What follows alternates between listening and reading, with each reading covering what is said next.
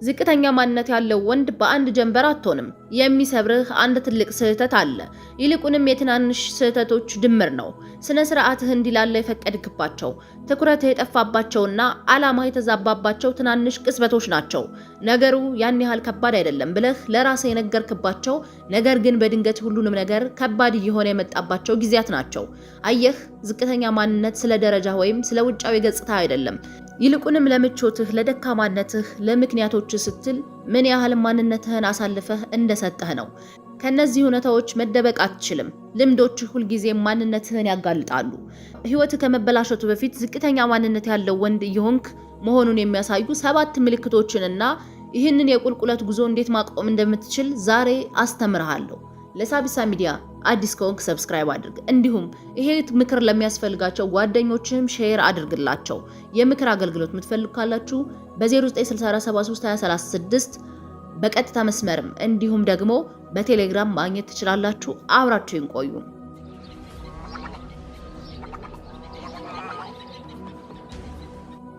አንደኛውና የመጀመሪያው ነገር ራስን የመግዛት ችሎታ ማጣት። እያንዳንዱ ውድቀት የሚጀምረው እዚህ ጋር ነው። ራስህን መቆጣጠር አትችልም። ስኬትን ትመኛለህ፣ ነገር ግን ስሜታዊ ፍላጎቶችህን መግታት አትችልም።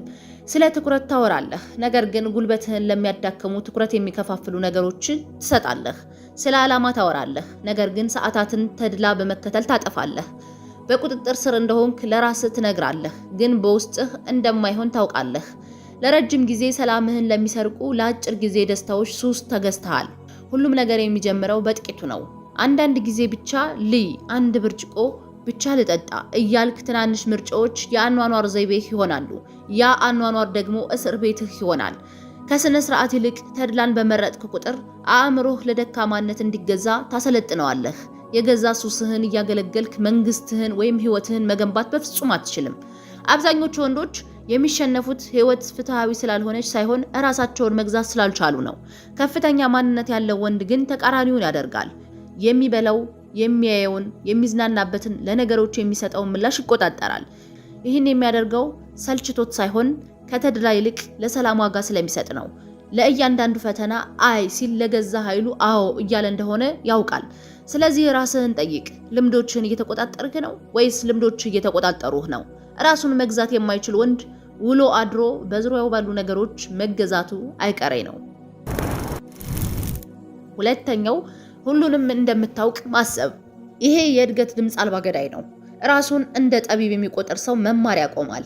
ልምድን እንደ ጥበብ፣ ትዕቢትን ደግሞ እንደ በራስ መተማመን ይሳሳታል። ዝቅተኛ ማንነት ያላቸው ወንዶች ሁሉንም የሚያውቁ ይመስላቸዋል። ድምጻቸውን ከፍ አድርገው ይናገራሉ። ማለቂያ የሌለው ክርክር ውስጥ ይገባሉ። ምክርንም አይቀበሉም። ይህን የሚያደርጉት ጠንካራ ስለሆኑ ሳይሆን በራሳቸው ስለማይተማመኑ ነው። ትክክለኛ ከመሆን ይልቅ ትክክለኛ መስሎ መታየትን ይመርጣሉ። ሌላውን ያቋርጣሉ እንጂ አይሰሙም። ስህተታቸውን ከማረም ይልቅ ስህተታቸውን ይከላከላሉ። ማስተካከያን እንደ ስጦታ ሳይሆን እንደ ስድብ ይቆጥሩታል። አሳዛኙ እውነት መስማት እምቢ የሚል ወንድ ውሎ አድሮ የሚናገረው ጠቃሚ ነገር አይኖረውም። ከፍተኛ ማንነት ያለው ወንድ ግን ሁልጊዜም ለመማር ይጓጓል። ራሱን ይጠይቃል። እሱ ሊያደርገው የሚፈልገውን ነገር አስቀድመው ያደረጉ ሰዎችን ያጠናል። በዝምታ ይማራል፣ በትጋትም ይተገብራል። ትዕቢት ለጊዜው ኃይል ያለው ይመስላል፣ ግን ትዕቢት ወንዶች አእምሯቸውን ከእውነት ለመጠበቅ የሚለብሱት መከላከያ ብቻ ነው። ደካማና ጠንካራ ወንድ ልዩነታቸው ደካማው ከአመለካከቱ ጀርባ ይደበቃል፣ ጠንካራው ግን እውነቱን ይፈልጋል። ሶስተኛው ከዲሲፕሊን ይልቅ ተድላን መከተል። ይሄ ጥሩ ወንዶችን በዝምታ የሚያጠፋ ነገር ነው። ተድላ በቅጽበት ጥሩ ስሜት ይሰጣል፣ ነገር ግን እንዳለቀ ባዶነትን ጥሎ ይሄዳል። ህይወትህን እየኖርክ ይመስልሃል፣ ግን እያደረክ ያለው ከህይወትህ መሸሽ ነው።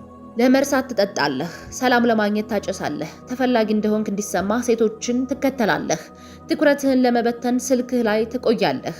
እነዚያ ሁሉ ድርጊቶች ጉዳት የሌላቸው ይመስላሉ፣ ነገር ግን ዓመታት አልፈው ምንም ያልተለወጠ መሆኑን ስትረዳ ይፈርድብሃል።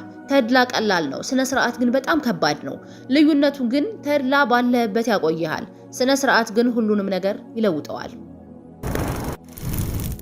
አራተኛው ማማረርና ኃላፊነትን መሸሽ ነው። ዘወትር እንደ ማማረር የወንድን ኃይል የሚያሟጥጥ ነገር የለም። ዝቅተኛ ማንነት ያላቸው ወንዶች ስለተበላሹ ነገሮች ማውራት ይወዳሉ እንጂ ስላላቸው መፍትሄ አያስቡም። ዓለምን፣ መንግስትን፣ ታሪካቸውን፣ ወላጆቻቸውን ከራሳቸው በቀር ሁሉንም ይወቅሳሉ። በምታማረርበት ጊዜ ሁሉ ህይወት ባሪያህ እንዳደረገችህ ለዓለም እያወጅክ ነው። ቁጥጥርህን አሳልፈህ እንደሰጠህ እየተናገርክ ነው። ጠንካራ ወንዶች ግን ይህን አያደርጉም። ነገሮች ለምን ፍትሃዊ እንዳልሆኑ በማብራራት ጊዜያቸውን አያጠፉም። ያን ጉልበት ጠንካራ ለመሆን ይጠቀሙበታል። ችግር ሲገጥማቸው ጣታቸውን ወደ ሌላ ከመቀሰር ይልቅ ምን ማድረግ እችላለሁ ብለው ይጠይቃሉ። ማማረር እንዲሰማህ ሊያደርግ ይችላል እንጂ ሁኔታውን በፍጹም አይቀይረውም። ራስህን እንደተበዳይ እስካየህ ድረስ እንደተበዳይ ትኖራለህ። ኃላፊነትን ስትወስድ ግን ባላመጣኸው ችግር ላይ እንኳን የመለወጥ ኃይል ታገኛለህ። ልዩነቱ እድል ሳይሆን ባለቤትነት ነው። አምስተኛው ሌሎችን ዘወትር መተቸት ነው። ሌሎችን በመፍረድ ጊዜያቸውን የሚያጠፉ ወንድ ራሱን ላለማየት የሚሸሽ ወንድ ነው። ዝቅተኛ ማንነት ያላቸው ወንዶች በንጽጽር ውስጥ ይኖራሉ፣ ያማሉ፣ ያፌዛሉ። የራሳቸውን ዋጋ የሚለኩት ከማን እሻላለሁ በሚል ስሌት ነው። ሌሎችን በማውረድ ውስጥ መጽናናትን ያገኛሉ፣ ምክንያቱም ያ ከገዛ ውድቀታቸው ትኩረታቸውን እንዲሰርዙ ይረዳቸዋል። እውነቱ ግን በእድገት ላይ ትኩረት ካደረግ ሌላኛውን ለመፍረድ ጊዜ አይኖርህም። ከፍተኛ ማንነት ያለው ወንድ አይተችም፣ ይልቁንም ይከተላል። የሰዎችን ድክመት የሚያጠናው ለመሳለቅ ሳይሆን ለመማር ነው። በገዛ ጉዞው ስለሚጠመድ በሌሎች ቅናት የለበትም። ዝቅተኛ ወንዶች ስለ ሰዎች ያወራሉ። ጠንካራ ወንዶች ስለ ሀሳቦች ያወራሉ። ስርዓት ያላቸው ወንዶች ስለ ግቦች ያወራሉ። ስድስተኛው ከሞኞች ጋር መዋል። የምትውልበትን ክበብ አሳየኝ፣ እኔም የወደፊትህን እነግርሃለሁ። አንተን በትንሽነትህ ከሚያቆይ አካባቢ በላይ ማደግ አትችልም። ዝቅተኛ ማንነት ያላቸው ወንዶች ትንሽ ከሚያስቡ ከሰነፎችና ምክንያት ከሚያበዙ ሰዎች ጋር ይውላሉ። ማንም በማይፈታተናቸው ክበብ ውስጥ መቆየትን ይመርጣሉ። ምክንያቱም መላመድ እውነቱን ተነግሮ ከመታረም በላይ ደህንነት የሚሰጥ ይመስላቸዋል። ነገር ግን የሚሆነው በውሎህ የምታሳልፈው ሰው ትመስላለህ።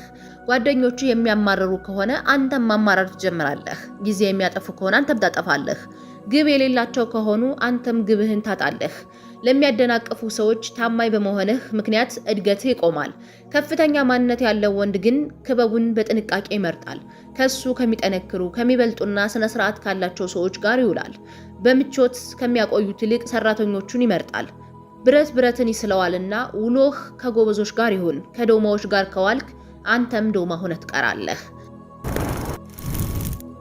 ሰባተኛውና በጣም ወሳኙ የመጨረሻው ነገር የምቾት ሱስ። ይሄ አብዛኞቹ ወንዶች የደከሙለትን ሁሉ የሚያጡበት ነጥብ ነው። ህይወት ትንሽ ቀለል ስትል ማደጋቸውን ያቆማሉ። የተረጋጋ ስራ ሲያገኙ፣ ትንሽ ድል ሲቀናቸው ወይም ትንሽ ትኩረት ሲያገኙ መግፋታቸውን ያቆማሉ። በምቾት ይሰክራሉ። ማደግ ሳይሆን ጥሩ ስሜት እንዲሰማቸው ይፈልጋሉ። ፈተናን፣ ጫናን ይሸሻሉ። ምቾት ግን ምኞትን በዝምታ ይገላል። ዓመታት አልፈው ባለህበት መቆምህን እስክታውቅ ድረስ መግደሉንም አታስተውልም። ከፍተኛ ማንነት ያላቸው ወንዶች ግን ይለያሉ። ምቾት ማጣትን ይፈልጋሉ። እድገትን ያሳድዳሉ። ስቃይ ቅጣት ሳይሆን ካለህበት ወደ ላቀ ደረጃ የሚያሸጋግርህ ሂደት እንደሆነ ያውቃሉ። ስኬትን የሚመኙ ብዙ ናቸው። መስዋዕትነት ለመክፈል የተዘጋጁ ግን ጥቂቶች ናቸው። ለመጨረሻ ጊዜ ያስፈራህን ነገር ያደረግከው መቼ ነው? ለራስህ የሰጠኸውን ገደብ የጣስከው መቼ ነበረ? ማስታወስ ካልቻልክ መልሱ እዚህ አለ። ዛሬ ምቾትን የመረጠ ወንድ ነገ በቁጭት ይኖራል። ዋጋህን እንዴት ማስመለስ ትችላለህ? ወንድሜ ስማኝ፣ እያንዳንዱ ወንድ ዝቅተኛ ማንነት የሚያሳዩ ልምዶች ይኖሩታል። ነገር ግን የሚነሱትንና የሚበሰብሱትን የሚለያቸው ንቃት ነው። ያልተጋፈጥከውን ነገር ማስተካከል አትችልም። እነዚህ ምልክቶች ከተሰሙ ጥሩ ነው። ይሄ ማለት ንቃትህ እየነቃ ነው ማለት ነው። ከፍተኛ ማንነት ያለው ወንድ መሆን ፍጹም መሆን ማለት አይደለም። ይልቁንም አቅጣጫ ያለው መሆን ማለት ነው። የሚያዳክሙህ ልምዶችን መቁረጥና የማይበገር የሚያደርግህን ስነ ስርዓት መገንባት ነው። ለእያንዳንዱ ደካማነት አይሆንም ስትል ጠንካራ ማንነትን እየገነባህ ነው። በትንሽ ጀምር፣ መዋቅር ገንባ፣ ትኩረትህን ጠብቅ፣ ጊዜህን አክብር፣ ለራስህ የገባኸውን ቃል ጠብቅ።